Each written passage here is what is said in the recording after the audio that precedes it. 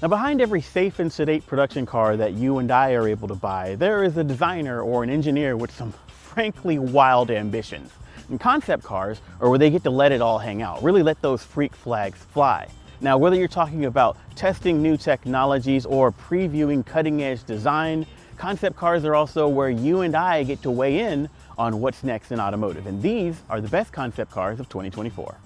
Now, my favorite bit of trivia about the Kia PV5 Weekender is that it's a concept car based on another concept car. See, in January at CES, Kia rolled out its Platform Beyond Vehicle series of purpose-built vehicles for blank slate, highly configurable microvans designed around modular construction, electrification, and in some cases, high levels of autonomy. Think little electric delivery vans for the city. Fast forward to the SEMA show, and we get the PV5 Weekender concept, an electric overlanding van based on the PBV concepts. The Weekender adapts for the trail with a lifted suspension, a winch with a digital gauge, beefed up bumpers and recovery points, and flared wheel arches to make room for the off-road tires, which are mounted on hydro turbine wheels that can generate electricity while parked using little more than the wind or moving water. This is perhaps the most concept car feature here. Inside, the PBV's concept of a modular mobile space is in full effect, able to be transformed into a tiny living and off-grid working space and featuring a slide-out kitchen for campsite cooking. Up top, the solar roof pops up, allowing you to stand up inside the little van and can power all of your outdoor gear while trigger charging the battery when camping to make sure the Weekender is ready to rock when it's time to return to civilization on Monday. Another CES debut was the Honda Zero duo of electric concepts, but it was the Zero Saloon that stole the show with its dark futuristic take on 1980s supercar vibes. Now, within the simple wedge shape, there's space for 4 passengers, and I say passengers because while you can, and I very much want to drive this thing, the Zero series is designed around robotics-based autonomous driving tech. So the idea is that the drive-by-wire steering yoke can be retracted into the dashboard for full autonomous driving or to make getting in and out easier. And then it can be deployed when you want to experience the joy of driving. Now, mostly the Saloon makes the list because it looks so cool with its gull-wing doors, but it's worth your attention because of Honda's claim that most of what you see here will make its way into the next generation of dedicated electric cars slated to launch in 2026. You can check out more about this dark horse by following the links in the normal places. Things are getting weird at Jaguar, and I'm loving it. Earlier this year, the luxury British automaker announced that it's stopping down production on most of its vehicles while it gears up for a vaguely defined reinvention as an electric car brand. And in November, it announced a rebranding with a new look, a new logo, and a colorful new Copy No One promo video with no cars. Traditional drag stands were, let's say, concerned.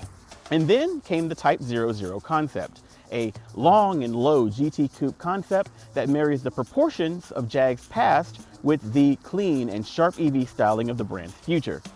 The simple, stark design with its LED strip headlights draws attention to the long hood, the flowing roof, and the massive wheels, but it hides interesting details like hidden rear view cameras that deploy when you need them and then tuck away behind brass accents when you're parked. And yes, this first showing of Jag's new copy nothing design ethos looks like it borrows a lot from Audi design, but I'm mostly just here for the chaos that Jaguar has created amongst both its fandom and people who haven't seriously thought about the brand for years. Yes, the Cadillac Sollei concept is a convertible version of the ultra-luxury Cadillac Celestiq concept, but is there anything more iconic than a big convertible Cadillac? Argue that out in the comments. And besides, there's more to this than just a topectomy. The all-electric 2+2 is dripped in a manila cream yellow hue originally used on 1957 and 58 Cadillac cars.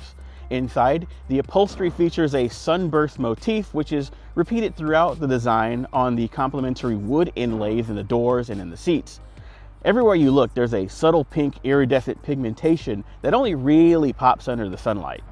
Now, the rest of the Sollei's details and specs closely match those of the Celestiq, upon which it's based, because this is mostly a styling exercise focused on luxurious materials and design and the concept of an even more limited coach-built variation of what's already a limited run $300,000 plus electric car. Oh look, another wedgy electric sports car. Okay, Sure, but the Lotus Theory 1 is just too crazy not to mention. Where to start? The central McLaren F1 inspired driving position?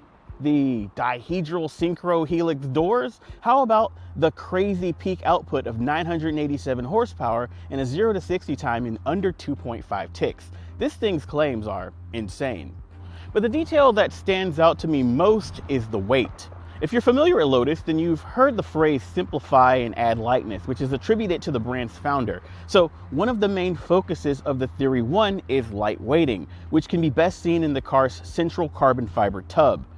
At less than 3,500 pounds, it's still pretty heavy, but light for an EV with dual motor all-wheel drive, which is how Lotus reckons it'll be able to top 200 miles per hour and 250 miles of range, though not simultaneously, of course, with just a 70 kilowatt hour battery. Honorable mention goes to the Polestar TRX, designed by Shashank Shekhar. Technically not a concept car, this electric pickup truck is the winner of Polestar's 2024 Hot Wheels design contest. It merges the big chunky wheels and comically raised suspension with exposed EV hardware. I mean, there's a Polestar car in there somewhere. The DNA can be seen in the yellow highlights and the sheet metal details and the brand's LED light signature. And unlike every other car on this list, you'll eventually be able to buy a Polestar TRX of your own at 1/64 scale when Hot Wheels releases the concept in toy form sometime in the future.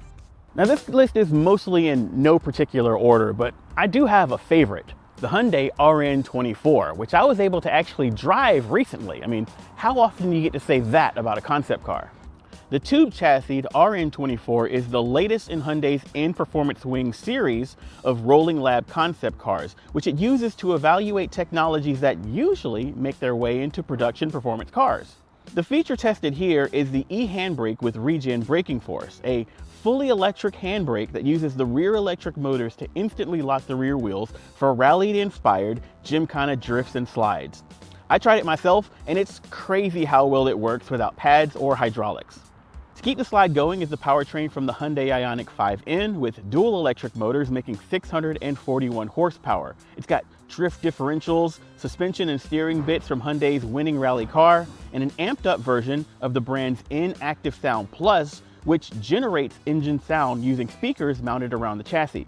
Okay, that last bit doesn't add any performance, but it sounds great and it makes me giggle, which is what I love most about N cars. From the Veloster N to the new Elantra and Ioniq 5N models, they understand above all else that we're driving these cars because they're fun. Anyway, you can check out my full first drive of the Hyundai RN24 over on CNET.com, and that's where you'll also find us gearing up for CES 2025. Now, if you're a fan of concept cars and new technologies, you're not going to want to miss what's next in automotive. So drive safe, and I'll see you there.